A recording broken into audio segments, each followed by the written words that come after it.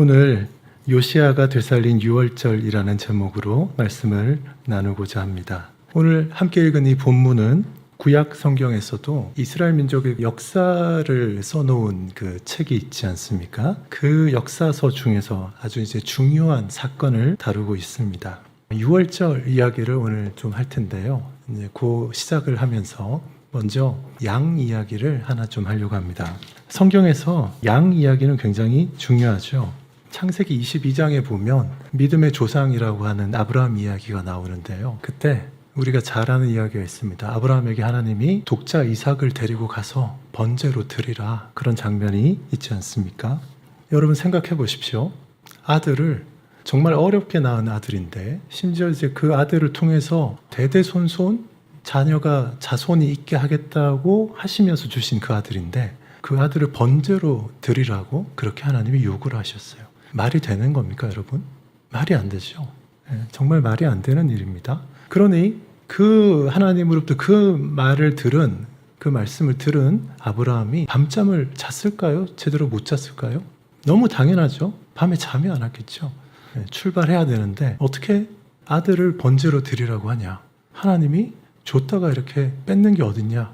이러면서 정말 아마 극심한 갈등이 있었을 것 같아요. 그래도 종들을 데리고 또 아들을 데리고 이렇게 그 모리아 산으로 가지 않습니까?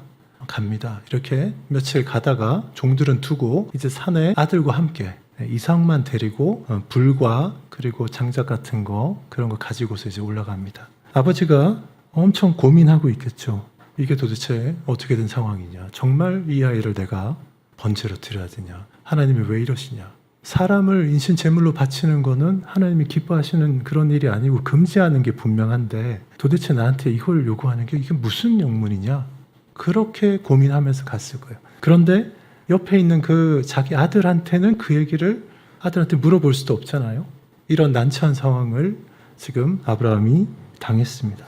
그런데 아들도 궁금하죠. 양이 없는데 궁금하니까 물어봐요. 아버지, 번제에 있을 어린 양은 어디 있습니까? 여러분, 아버지가 지금 몇 날 며칠 잠도 못 자고 고민하고 있는데 아들이 물어봐요, 아버지한테. 어린 양은 어디 있습니까? 양 없어요. 하나님은 그 양이 이 아이라고 지금 아브라함한테 이야기를 해놓으셨어요. 여러분, 아브라함의 이 대목 우리가 너무나 다 잘 아는 대목인데, 아브라함이 이렇게 엄청난 고민을 하면서 이렇게 가다가 아들한테 대답하는 장면이 나옵니다. 아브라함이 이르되, 창세기 20장 8절에 이렇게 이야기해요. 내 아들아, 번제할 어린 양은 하나님이 자기를 위하여 친히 준비하시리라, 이렇게 말합니다. 정말 대단한 믿음이죠. 하나님이 아브라함이 엄청난 번뇌 속에서 고민하고 도대체 이게 무슨 이유냐, 이렇게 고민하고 하나님한테 아마 물었을 거예요. 아들이 질문할 때 어떻게 대답을 해야 되겠다라고 하나님이 주셨냐 하면, 번제할 어린 양은 하나님이 자기를 위하여 친히 준비하시리라. 여러분, 우리를 막다른 골목에 몰아넣는 그런 위기 가운데서 우리를 구원할 어린 양은 하나님이 친히 준비하십니다. 여러분과 저를 위해서 친히 어린 양을 준비하십니다. 어린 양을 친히 준비하시는 그런 하나님이십니다.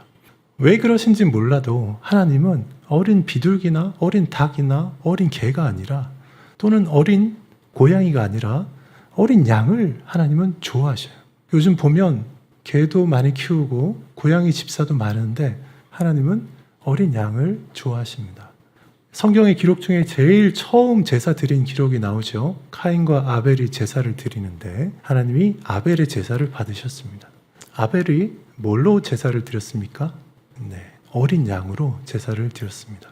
하나님이 아벨의 제사 때부터 어린 양을 받으시고, 또 아브라함에게 어린 양으로 이렇게 제사를 드리는 거, 그렇게 해야 되는 뭔가가 가르침이 있었던 것 같아요. 그러니까 아브라함의 아들 이삭도 어린 양이 어딨냐 이렇게 찾는 거잖아요.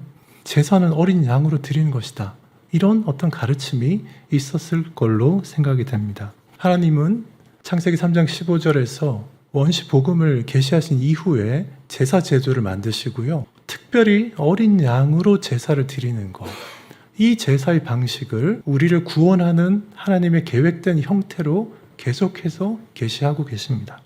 다시 돌아와서요, 유월절도 마찬가지입니다. 유월절도 마치 아브라함이 그 번제로 어린 양을 드린 것처럼, 아벨이 어린 양으로 그 제사를 드린 것처럼요. 이 유월절 사건은요, 출애굽기에 나온 유월절 사건은 이스라엘의 그 수백만 명 되는 사람들을 구원하기 위해서, 그 사람들의 대가, 몸값을 다 치르기 위해서 수만 마리의 양을 동시에 하나님께 번제로 드린 그런 사건입니다. 최근에 저희가 주일 예배 시간에 우리 담임 목사님 주일 예배 설교를 통해서 출애굽 사건을 계속 이렇게 듣고 있습니다. 애굽 사람들에게 10가지 재앙이 일어나는 것을 저희가 보았고요. 마지막 10번째 재앙이 일어나는 그 직전에 이 유월절 규례를 정하는 그 모습을 우리가 이제 보았습니다. 그렇게도 마음이 강팍했던 애굽 왕 바로 왕의 마음을 망연자실하게 만드는 그런 재앙이었습니다. 강팍한 바로 왕이 9번째 재앙까지는 어떻게든 버텼는데 결국 이스라엘 민족을 놓아줄 수밖에 없었던 그 일이 바로 10번째 재앙, 이 사건으로 일어난 것이죠. 9번째까지의 그 재앙 때와는 다르게 이 10번째 재앙은 피할 수 있도록 이스라엘 민족에게 특별한 준비를 하게 하십니다. 지금 사실 나라 이스라엘 민족이 적은 숫자가 아니었기 때문에 큰 무리가 되었고, 사실 국가 없는 그런 큰 민족 집단이었잖아요. 애굽 내에서 노예로 노예 처지에 있으면서 애굽의 핍박을 받는 이제 그런 나라였는데, 생각해 보십시오. 지금 독립 국가를 이루지 못한 단일 민족으로 제일 큰 민족이 터키에 있는 쿠르드족이라고 합니다. 정말 이제 많은 인구를 가지고 있는데, 그런 독립 국가를 이루지 못한 민족이 독립을 하려면 뭘 해야 되겠습니까? 임시정부도 세우고, 그 다음에 그 무기도 저 팔레스타인 사람들처럼 군사력도 갖추고, 그렇게 해서 힘을 길러야 되겠다. 이게 우리가 보통 생각하는 방식이겠죠. 네. 그런데 하나님이 이스라엘 백성들한테 하셨던 방법은 너무 달랐습니다. 이스라엘 백성들한테는 어린 양을 준비하라고 하셨습니다. 네. 어린 양을 준비하라고 하셨어요. 세상에서 우리가 굉장히 지혜롭게 생각하는 사람들이 다 생각하는 거는 힘을 기르고, 내 힘이 약하면 바깥에 좀 힘이 센 그런 강대국과 이렇게 연합하고, 그 강대국의 힘을 좀 얻어서 우리가 우리를 지지할 수 있는 나라들을 모아서 뭔가를 해보고, 이런 노력을 우리가 사실 많이 해왔죠. 그리고 그 방법이, 이 방법이 맞네, 저 방법이 맞네, 이거 가지고서 우리는 또 다투고 이러는데, 하나님이 이스라엘 민족에게 쓰셨던 방법은 굉장히 독특했습니다. 어린 양을 준비하라고 하셨습니다. 그리고 이 사건이 있는 그 날을 이스라엘 민족의 새로운 역사의 출발로 삼아서 그 날이 있는 그 달을 첫 번째 달로 아예 바꿨습니다. 그러니까 이 이스라엘 달력이 이상해졌어요. 우리가 음력을 쓰든 양력을 쓰든 보통 이제 지금 우리가 생각하는 1월 정도부터 시작되는데, 이스라엘의 첫 번째 달은 우리가 알기로는 지금 이제 부활절이 있는 그 무렵, 그때가 돼버렸습니다. 그러니까 3월, 4월쯤이 이스라엘의 첫 번째 달이 되었습니다. 아비벌이라고 하는 첫 번째 달 이름을 아비벌이라고 했어요. 6월절 사건이 이스라엘에게 얼마나 중요한 사건인지, 이스라엘의 역사를 새로 시작하는 그런 사건이었던 거죠. 출애굽기 12장 1절부터 14절에 우리가 주일에 여러 번 이제 보았지만, 여호와께서 모세와 아론에게 일러서 말씀하셨어요. 이 달을 너희에게 달의 시작, 곧 해의 첫 달이 되게 하고, 이렇게 했습니다. 그리고 어린 양을 준비해서 어린 양을 잡아서 그걸 구워서 먹도록, 삶거나 쪄서 먹지 말고 구워서 먹도록, 그리고 그걸 먹을 때 무교병과 쓴 나물과 함께 먹고, 또 앉아서 먹지 말고 또 서서 허리 띠를 띠고 언제든지 출발할 수 있게 이렇게 준비해서 먹으라. 그랬죠. 그리고 그 피를 문지방과 그 문설주와 임방에 이렇게 입구에 발라 놓으면 그 피를 보고 넘어가리라. 여호와의 사자가 넘어갈 것이다. 그래서 넘어간다라는 그 이제 단어에서 유월, 우리말로 이제 유월, 유자도 넘을 유자고 월자도 넘을 월자입니다. 그냥 넘어간다라는 의미예요. 영어 단어로는 이제 패스오버라는 말을 쓰고, 그 전에 라틴어로는 이제 파스카라고 합니다. 이 유월절에 신비가 있습니다. 그리고 모세에게 이 유월절 규례를 세우실 때 출애굽기 12장 14절에 보면 이 날을 기념하여 여호와의 절기를 삼아 영원한 규례로 대대로 지킬지니라, 이렇게 하나님이 명령하셨습니다. 보면 볼수록 이 출애굽 사건은 정말 이스라엘 구약의 역사 중에 가장 중요한 사건이다, 이런 생각이 듭니다. 홍해를 가르면서 그 민족이 바다 가운데를 건너갔던 것, 그것도 마치 세례라고 이렇게 표현하는데, 그 이전에 어린 양의 피를 보고 여호와의 사자가 그냥 지나감으로써 생명을 잊지 않고 이 민족이 보존된 것, 이거 얼마나 큰 사건인지 모릅니다. 그래서 하나님께서 이 날을 여호와의 절기로 삼아서 영원한 규례로 대대로 지켜라, 이렇게 이야기하는 것입니다. 유사일에 이런 사건은 그 이전에 없었고 그 이후로도 없습니다. 모든 사람에게서 태어난 첫 번째 자녀, 장자, 첫 번째 아들, 그리고 모든 가축에게서 태어난 첫 번째 그 장자는 이 피, 어린 양의 피가 발려져 있지 않은 곳에서는 전부 다 죽는 일이 일어났습니다. 모든 생명이 하나님에게 달려있고 하나님이 얼마나 전능하시고 크신 분인가를 알게 해준 그런 사건이라고 할 수 있겠습니다. 여러분, 만약에 우리 당대에 이런 일을 한번 겪었다고 생각해 보십시오. 우리는 어린 양의 피를 문설주에 발라서 우리 가족은 안전한데 우리 민족이 아닌 옆나라 사람들, 우리가 싫어하는 옆나라 민족이 양쪽에 있습니다. 그 중에 어느 한 민족이 피를 바르지 않은 것 때문에 장자가 다 죽었다고 생각해 보십시오. 여러분, 이 엄청난 사건을 여러분 당대에 우리가 잊을 수 있겠습니까? 잊을 수 없을 것입니다. 그런데 우리 기억이라는 거는 정말 약한 것 같아요. 불과 한 세대, 두 세대만 건너가도 이런 기적이 있어도 흐려집니다. 그런데요, 오늘 우리가 본 이 요시야 왕의 시대는 모세 이 시대로부터 얼마나 시간이 많이 지난 때인지 아십니까? 한 800년 정도 지난 후입니다. 800년. 여러분, 800년은 굉장히 긴 시간입니다. 사실 80년만 해도, 우리만 해도 일제치하에서 무슨 일이 있었는지 다 그냥 잊어버리고 뭐 그런 일이 있었는지 아닌지 잘 모르잖아요. 800년은 정말 긴 시간입니다. 우리나라로 치면 지금 800년 전 하면 고려시대 한 중반쯤 됩니다. 여러분, 우리가 지금 고려시대에 뭐 생겼던 것들 중에 뭐 지키고 있는 거 하나라도 있습니까? 없죠. 없습니다. 800년은 정말 긴 시간입니다. 그런데 이게 정말 놀라운 거예요. 800년 후에 이 요시야 왕이 유월절을 만납니다. 이 요시야 왕은요, 사실 좀 불운한 사람입니다. 시대를 좀 잘못 타고 났습니다. 시대를 잘 타고 나면 사실 좀 편하게 살고 개인적으로 좀 못해도 국가가 좀 이렇게 강대한 나라에서 이렇게 살 수 있는데요, 이 요시야는 어려운 시기에 태어났습니다.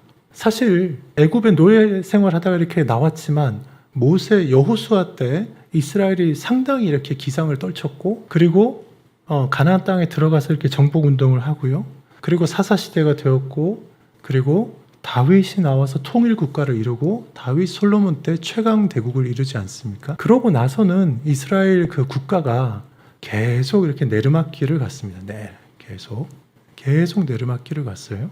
게다가 솔로몬 이후에 나라가 두 개로 갈라졌잖아요. 북이스라엘하고 남유다 이렇게 갈라졌습니다. 북이스라엘은 유다 지파를 제외한 다른 지파들이 다 갔는데, 거기는 왕이 그냥 처음부터 형편없는 왕들, 하나님을 떠난 왕들이 계속해서 일찍 망했고, 이 남유다는 그래도 하나님을 잘 따르는 사람들이 그래도 많았지만, 그런데 시간이 갈수록 점점 더 하나님을 떠나기 시작했습니다. 요시야 왕은 이 남유다 왕국이 거의 멸망할 때 다 돼서 그 끄트머리에 있는 왕입니다. 국군이 쇠퇴했어요. 이 요시야 왕의 할아버지가 므낫세 왕이었습니다. 그리고 증조 할아버지가 히스기야였어요. 히스기야 왕 때 국군이 쇠퇴하던 거를 잠깐 이렇게 회복한 듯 했었지만, 히스기야 왕이 지나고 나서 므낫세 왕이 들어서면서 므낫세 왕처럼 이렇게 악한 왕이 없었다 할 정도로 므낫세 왕이 악한 왕으로 그렇게 평가를 받습니다. 할아버지가 므낫세 왕이었고요, 아버지는 아몬이라는 우리가 잘 모르는 왕이었는데요, 아버지가 왕이 된 지 2년밖에 안 됐는데 신하들한테 죽임을 당합니다. 신하들이 배신했어요. 그리고는 그 국민들이, 백성들이 그 신하들을 몰아내고 이 어린 요시야를 왕으로 세웁니다. 요시야가 왕이 됐을 때 몇 살이었을 것 같습니까? 안타깝게도 8살이었어요. 8살. 여러분 생각해 보세요. 8살짜리가 왕으로 추대가 돼서 왕으로 즉위했습니다. 8살짜리가 뭐 할 수 있는 게 있겠습니까? 할 수 있는 게 없죠. 아마 왕실 중에 누가 섭정 역할을 하거나 신하들이 이렇게 해서 아마 했을 거고, 이 8살짜리 어린 요시야 왕은 아버지도 신하들의 배신을 해서 신하들에게 죽었는데 8살짜리가 얼마나 두렵겠습니까? 그 가족들. 왕은 왕인데 아버지도 2년 만에 그렇게 죽었어요. 뭘 어떻게 해야 될지 알 수도 없는 그런 상황이죠. 평가에 의하면 요시야의 아버지인 그 아몬 왕도 하나님의 길로 행하지 않았다고 그렇게 평가되고 있습니다. 그러니 아버지로부터 신앙교육을 제대로 받았을 것 같지도 않습니다. 여러분, 이를 어떻게 합니까? 우리 생각에는 아버지, 어머니, 부모가 신앙교육이라도 잘 시키면 자식이 그래도 신앙이라도 가지면 좋을 것 같은데 여기 보니까 그런 상황도 아니에요. 8살짜리가 왕이 됐습니다. 여러분, 얼마나 절망적이고 얼마나 두렵고 그렇겠습니까? 자세한 묘사가 성경에 나와 있지 않아서 사실 요시야 왕이 그 어릴 때 어떤 생각을 가지고 뭘 했는지 알 수는 없습니다. 그 가정에서 또는 혼자 있을 때의 어린 요시야 왕이 내면에서 무슨 고민을 했는지, 무슨 생각을 했는지 이런 건 없습니다.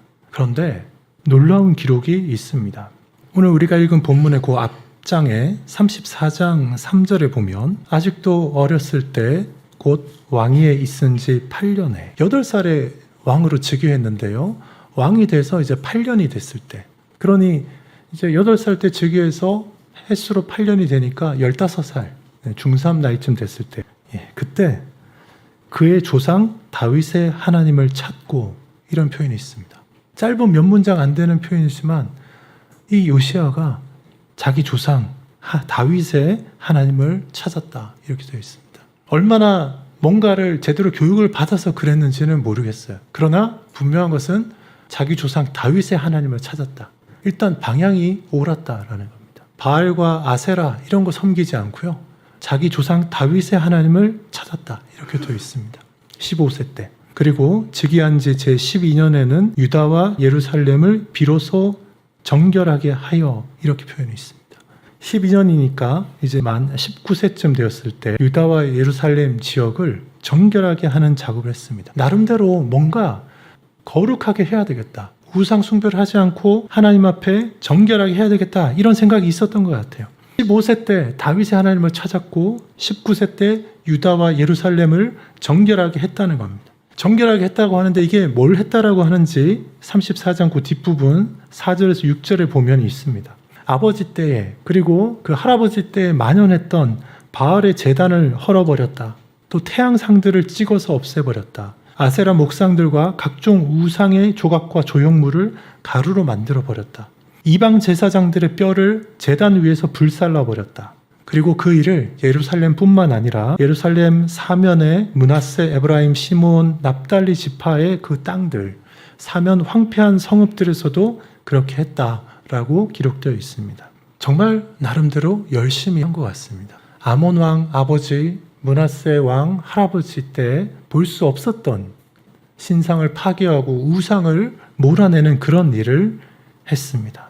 그런데요, 그런 일을 열심히 했음에도 불구하고 이때까지 이 요시야가 가지고 있었던 하나님에 대한 지식은 굉장히 파편적이고 단편적이었던 것 같습니다. 이때까지만 해도 유월절 몰랐던 것 같습니다. 하나님을 섬기겠다는 마음이 있었어요. 자기 조상 다윗의 하나님 얘기 들은 건 있을 테니까. 왜 그렇게 우리가 생각해 볼 수 있냐 하면 19세 때 즉위 후 18째 해에, 즉 왕이 된 지 18째 해에 무슨 일이 있었냐면, 그런 이제 나이가 27살쯤 될 때죠. 그때 여호와의 전, 하나님의 성전을 수리하게 했습니다. 성전도 나라가 이렇게 쇠락해 가면서 성전 관리가 제대로 이제 안 되고 있는 그런 상황이었는데, 그 성전을 수리하고 성전을 관리하고 이렇게 하던 차에 그 신하들 중에 누군가가 여호와의 율법책, 모세가 전한 여호와의 율법책을 발견했다라는 기록이 있습니다. 모세 오경 보통 말하는 것입니다. 모세 오경의 그 두루마리, 그 서책을 발견했다라고 합니다. 그리고는 그 율법책을 요시야가 읽었습니다. 그리고는 엄청난 충격을 받은 그런 광경이 이렇게 나옵니다. 그 율법책을 보면서 요시야가 정확하게 판단했습니다. 여호와의 말씀을 지키지 않아서 우리가 이렇게 저주를 받아서 우리가 이렇게 몰락했구나. 하나님 우리에게 큰 진노를 퍼부으셨구나. 이걸 깨달았습니다. 그래서 요시야가 당시에 알려져 있던 여선지자 훌다라는 여선지자가 있었는데, 훌다에게 신하들을 보내가지고 하나님의 뜻이 무엇인가 물어보라고 했습니다. 그래서 신하들이 가서 훌다라는 여선지자에게 물었는데, 훌다는 이스라엘의 그 죄 때문에 이런 죄악이 온 것이고 나라가 이렇게 쇠락하고 있다라는 그런 말을 했습니다. 그러나 요시야 왕은 이렇게 겸손하게 하나님을 찾는 그런 모습을 보여주었기 때문에 요시야 왕 생전에는 나라가 멸망하지 않을 것이다. 그런 답을 훌다가 주었습니다. 여러분, 요시야 왕이 그 말을 듣고 자기 생전에는 그런 모습을 보지 않겠지만, 그러나 하나님이 이 민족을 향해서 예정하신 것이 멸망이다. 이 사인을, 이 메시지를 들은 거예요. 얼마나 답답하겠습니까? 자기 처음에 왕위에 올라올 때부터도 정말 불안한 가운데 왔는데, 나름대로 이렇게 하나님을 찾는다고 열심히 했는데도 불구하고 여선지자에게서 받은 것은 무엇입니까? 네가 살아있는 동안에는 네가 이 눈으로 보지는 않겠지만 이 나라의 운명은 멸망하는 것으로 정해져 있다. 그러면 자포자기 할 만도 한데 요시야는 그렇게 하지 않습니다. 어떻게 하냐면, 하나님이 그렇다라고 하셨는데도 불구하고 온 그 유다와 예루살렘의 장로들을 다 불러 모아가지고 하나님 성전에 올라갑니다. 그래서 언약을 세웁니다. 모세 때 하나님이 이스라엘 백성들이 준 언약이 있습니다. 그리고 그 다윗에게도 새로 세우신 그 은혜 언약이 있죠. 하나님이 일방적으로 세우신 언약인데요, 여기 보면 요시야가 어떻게 하냐 하면 그 언약을 우리가 지키겠습니다. 그 언약을 우리가 지키면서 살겠습니다. 그러니 우리를 버리지 마시고 우리를 도와주시고 구원해 주십시오. 이렇게 매달립니다. 하나님이 선지자 훌다를 통해서 분명히 말씀하셨는데도 불구하고 그거를 돌이켜달라고 다시 언약을 맺고 언약을 세웁니다. 요시야가 어릴 때부터 정말 그 위태로운 가운데 자라면서 다른 건 몰라도 하나님한테 매달리는 거는 배운 것 같습니다. 제가 이 요시야를 보면 이 요시야 왕이 얼마나 그 힘든 가운데, 얼마나 큰 두려움 가운데 하나님을 찾았을까, 이런 생각을 합니다. 하나님이 장래에 대해서 알려주셨는데도 불구하고 너네 나라 망할 거야, 알려주셨는데도 불구하고 그냥 매달리는 거예요. 대단한 믿음인 것 같습니다. 그런데 그것만 하는 게 아니라 이 요시야가 율법책을 보니까 하나님이 지키라고 하는 그 절기가 몇 개 있거든요. 구약의 중요한 절기가 6월절, 그리고 77절, 6월절 이후에 50일 이후에 오는 맥추절이라고 단 77절과 그리고 가을에 있는 초막절, 이 세 가지 구약의 중요한 절기가 있는데 그 중에서도 6월절이 사실 제일 중요합니다. 6월절이 제일 중요해요. 곧바로 장로들 불러서 언약을 세우는 거 하고 나서 곧바로 35장에 뭐가 나오냐면 6월절 지킨다. 6월절 지켜라. 이렇게 딱 선포하고 그냥 6월절을 그냥 지킵니다. 6월절을 지키는 그 모습 이렇게 보면요. 1절에 보면 오늘 우리가 이제 같이 읽은 그 본문이잖아요. 요시야가 예루살렘에서 여호와께 6월절을 지켜 첫째 달 14째 날에 6월절 어린 양을 잡으니라. 네. 요시야가 그냥 지켰다. 이렇게 나옵니다.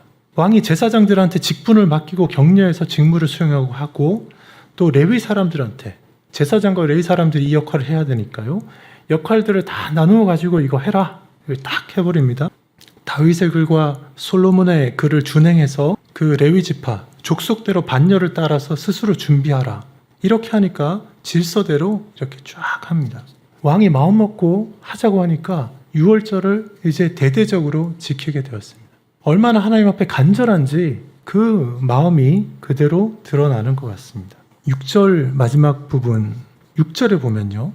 스스로 성결하게 하고 유월절 어린 양을 잡아 너희 형제들을 위하여 준비하되 여호와께서 모세를 통하여 전하신 말씀을 따라 행할지니라.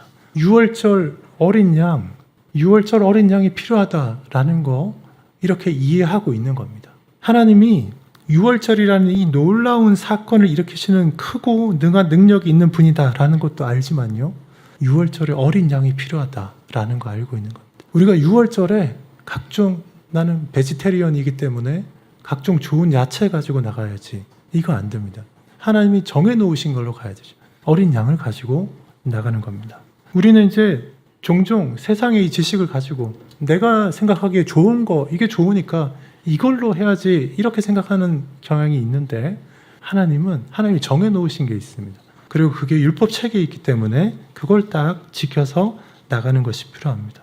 요시야가 자기 인생에 이 율법책을 발견하고 유월절이라는 이 절기를 지킬 수 있는 그런 계기가 만들어졌다는 걸 얼마나 좋아했는지 7절, 8절, 9절에 그걸 보면 알 수 있습니다. 7절, 8절, 9절에 보면 요시야가 또 이제 그 이스라엘 백성들이 유월절을 드리기 위해서 제물을 얼마나 많이 내어놓는지 그거 묘사가 되어 있습니다. 7절에 보면요. 요시야 왕이 백성들에게 어린 양과 어린 염소 3만 마리를 내주었습니다. 수소 3천 마리를 유월절 제물로 내주었습니다. 방백들도 백성과 제사장과 레위 사람들에게 제물을 내주었다라고 되어 있고 또 하나님의 전을 주장하는 자 힐기야, 스가랴, 여히엘이 제사장들에게 양 2,600마리, 수소 300마리를 유월절 제물로 줬다고 하고 레위 사람들의 그 지도자들도 레위 사람들에게 양 5,000마리, 수소 500마리를 유월절 제물로 줬다고 합니다. 제물을 대량으로 바치는 이제 그런 행위가 가끔 있었는데요. 예를 들어서 다윗 솔로몬 시대에 번제, 1,000번제를 드리는 그런 장면이 있습니다. 1,000번제라고 하면 1,000번 나눠서 한 마리씩 드리는 게 아니고 1,000마리를 한꺼번에 태우는 이제 제사입니다. 1,000마리가 소 1,000마리가 한꺼번에 번제로 드려지면 얼마나 그게 엄청나겠습니까? 그런데 여기 보십시오. 이렇게 해서 요시야 왕과 그 방백들과 하나님의 전을 주장하는 사람들과 이런 사람들이 쭉 내놓은 것들이 다 보면요. 숫자가 엄청납니다. 양과 염소가 37,500마리 그리고 수소가 3,800마리입니다. 이거 유월절이 뭐 하는 겁니까? 이 가축, 양과 염소, 소를 잡아서 그걸 옛날에 있었던 800년 전에 있었던 유월절 사건을 생각하고 기념하면서 그때처럼 구워서 먹는 거잖아요. 네, 구워서 먹게 합니다. 여러분 고기 한 번에 얼마나 드실 수 있습니까? 요즘 식당에 1인분이 예전에는 200g이었는데 요새는 뭐 180g, 150g 줄인다고 하더라고요. 소 한 마리 잡으면 200g씩 먹으면 1000인분이 나옵니다. 1000인분. 한 200kg쯤 되거든요.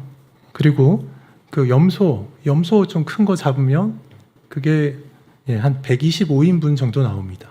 그래서 소를요 제가 계산해 봤어요. 수소 3,800마리 이렇게 하면 380만 명이 200g씩 먹을 수 있습니다. 정말 엄청난 적입니다. 양과 염소까지 이렇게 했기 때문에 200g씩 먹으면 850만 명이 먹을 수 있더라고요. 그 당시 인구가 얼마였는지 정확히는 모르겠습니다. 이것을 보고 이 성경 기자는 이렇게 많은 사람들이 한꺼번에 참여하는 유월절 절기 제사는 없었다. 그렇게 기록하고 있습니다. 참고로 므낫세 왕의 그 선대였던 증조 헬보지에 해당하는 히스기야 왕 때도 유월절을 드렸었는데요. 그때 히스기야 때 잠깐 그 부흥이 있으면서 그때도 이제 많이 드렸지만 요시야 왕이 드린 것처럼 이렇게 많이 드리지는 못했습니다. 요시야 왕이 8살의 왕이 됐습니다. 얼마나 막막한 상황에서 왕이 됐겠습니까? 어떻게 이제 그 15살까지 버텼는지 사실 상상이 되지 않습니다. 그러나 분명한 건 15살 때 자기 조상 다윗의 하나님을 찾았다라고 되어 있고 그 방향으로 갔어요. 비록 하나님을 아는 지식이 좀 많지 않았지만 방향은 옳았고 하나님께 매달렸습니다. 그러다가 율법책을 찾아서 그 율법책을 읽으면서 하나님의 뜻이 이거구나, 이거 알게 됐습니다. 27살 때. 그리고 6월절 내가 지켜야 되겠다. 이게 정말 중요한 거구나. 사실 6월절이 이스라엘 절기 중에 제일 중요한 것이고, 그 6월절은 신약에 가면 뭐와 연결되냐 하면 어린 양 예수님과 연결됩니다. 그게 우리 신앙에 제일 중요한 거거든요. 하나님께 간절히 매달리고 특히 다른 거 아니라 어린 양이 중요하다라는 거 요시야 왕이 알았던 것이죠. 그래서 저주나 재앙이나 또 국가의 패망이 예언되었음에도 불구하고 포기하지 않고 스스로 겸비하고 언약을 세우고 6월절도 지키고 그러면서 하나님께 매달리고 이런 자세를 요시야 왕이 보여주었습니다. 요시야 왕은 하나님께 복을 받았습니다. 말년에 전쟁에 나가서 부상을 당해서 사망하지만 그 부분이 조금 안타깝지만 31년 동안 통치하면서 하나님을 가까이 한 왕으로 이렇게 역사에 남아 있습니다. 여러분, 얼마나 간절하게 요시야 왕이 6월절을 찾았을까 생각해 보십시오. 세상 살면서 막막한 게 있으면 내가 가는 길이 이렇게 잘 열리지 않고 어렵고 답답할 때, 누구도 나를 구원해 줄 수 없을 것 같을 때, 스스로 헤어날 어떤 길을 찾기가 너무나 어려울 때, 그럴 때 우리에게도 동일하게 이런 6월절이 필요합니다. 여러분, 우리를 구원하시는 하나님의 그 6월절 사건을 이렇게 묵상하고 고대하십시오. 예수 그리스도가 우리의 6월절 어린 양 되십니다. 이런저런 우리의 세상적인 논리로 설명할 수 없고 답을 낼 수 없는 것들이 많이 있을 수 있습니다. 그럴 때 하나님은 내가 상상할 수도 없는 그런 기상천외한 방식으로 나를 구원하시고 나를 평안하게 살도록 인도하실 수 있는 분이다. 이런 생각을 우리가 가져야 됩니다. 요시야 왕의 그 처음 왕이 시작한 그 초기를 보십시오.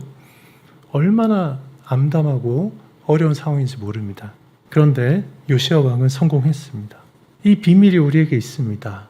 6월절은 정말 큰 신비입니다.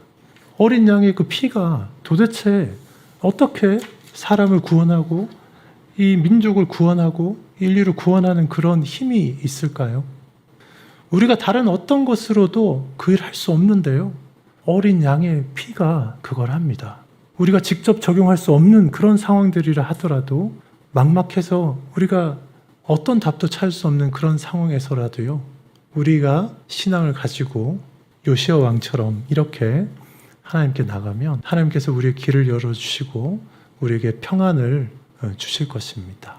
여호와의 6월절을 기억하고 하나님께서 베푸신 그 6월절 사건, 그런 사건이 우리 인생 가운데도 늘 있기를 고대하면서 살아가는 저와 여러분이 되시기를 주님의 이름으로 축원합니다.